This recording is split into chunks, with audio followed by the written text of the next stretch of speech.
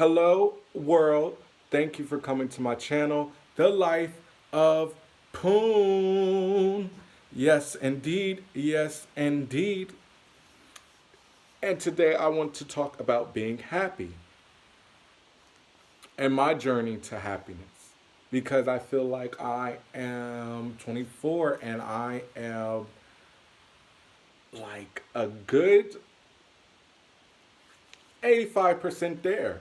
But let me tell you why that's a great thing and why I'm not 100%. Because you see, growing up, I was never happy, probably like from the age of probably like the time I can like really remember, like 11 up to like recent months.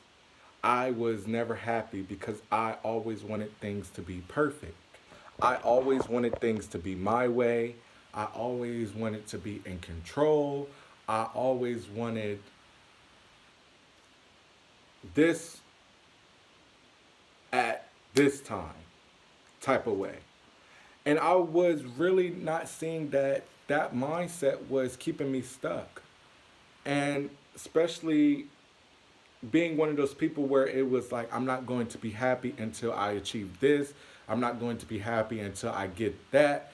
And it was just one of those things that I was doing myself and injustice by doing that. And that was just me dancing with my own demons. Because in all honesty, I don't know about you, but there's been times in my life where I would be like, oh, I wish for this, I want this, and I'll be happy when I got that, get this.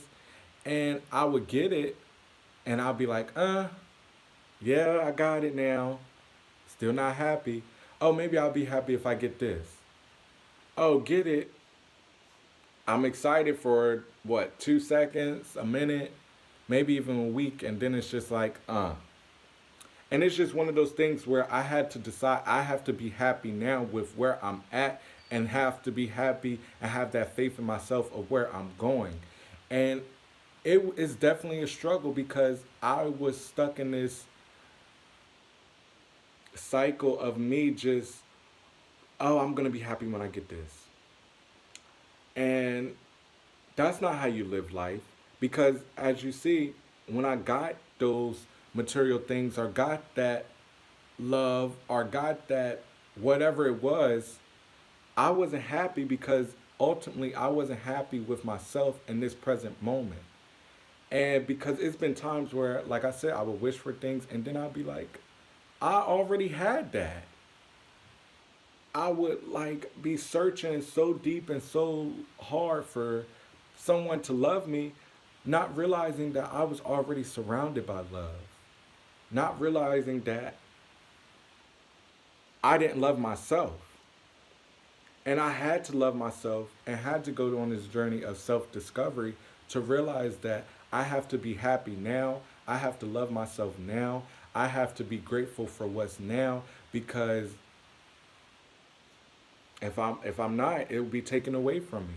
I remember living at my apartment, my first apartment, and I was always complaining about this. I was always complaining about that, going through my state of depression simply because I just felt so alone and felt so empty when it was like I wasn't noticing all the blessings around me and noticing that I was causing a lot of it on myself, the stress and the depression and the anxiety on myself because I just wanted things to be like this and wanted everything to be so perfect. And it's not. And it was just one of those things that I had to realize I was doing it to my own life because of my control issues. And a lot of it was because of like insecurities I had and not seeing the love around me. Because you see, I grew up thinking and heard a lot of stories about how gay people are not supposed to be gay and the parents won't love you and this and that. So I had that insecurity in my head. And just to wrap this story up, when I had that insecurity in my head that I wasn't loved by anyone and that I was out here alone and that no one loved me, so I had to go and find love. especially love that I wasn't giving to myself. I just thought that somebody would love me and it would all put the pieces together. But that was far from the story because I didn't love myself. So, of course, I wasn't going to find someone that truly loved me. I was going to find someone that was going to take advantage of me because they knew I didn't love myself. So, going back to my story really quick, I may be all over the place. Hopefully, you keeping up with me. And it was one of those things that I had to realize that my insecurities was creating my reality. For example, I felt like people wouldn't love me because I was gay, so I would hide myself and be so scared to tell my family. But my family already knew. You can't hide, cunt, girl. And it was just one of those things that so I went to Atlanta Gay Pride one year. Didn't tell my mom, just went with my friends and we was gonna party it up, take a road trip. Why not? Coming back, I remember she was like, "Where you been? Like, you said that you was only gonna be gone for a day. It's been like 3 days now. Like, where you been? Like, calling me." But and I didn't want to answer. I didn't want to like say anything because I knew I lied and I felt like bad about it. And we like conversating via text, and it got a little heated. And one of the things I said to her was, um, I don't need you because if you're not gonna love me for who I am and blah blah blah, then I don't need to be here and I don't love and you don't love me and I don't love this situation. Something along the lines of that. But you see, I was creating that from my insecurities because my mom always loved me and everybody always loved me. I didn't realize I was the life of the party until I had to like go through all my insecurities creating my reality where I was so low and people were like asking me like, where are you at? Where are you at? Like, oh my gosh, like I miss you. It's one of those things that it was just I was creating my reality. That's basically what I'm saying. And I didn't realize all the love that was around me. So I felt depressed. I felt like I was alone. I felt like nothing was ever going to get better.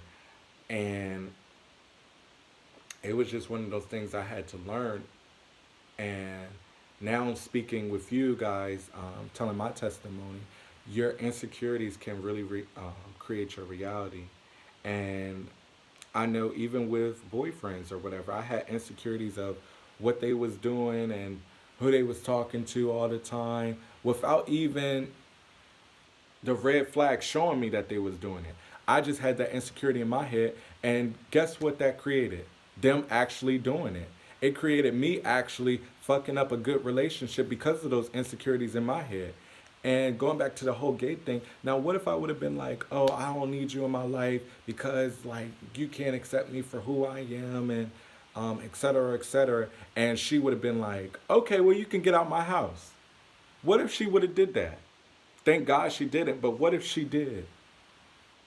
That would have been a prime example of how insecurities can really create your reality simply by you just acting upon them.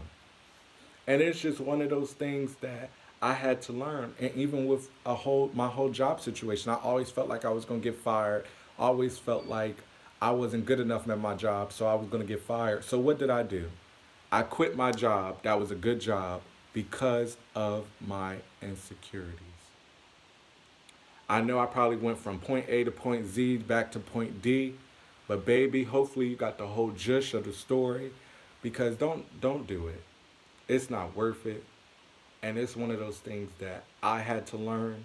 And I'll definitely go deeper in another video about that.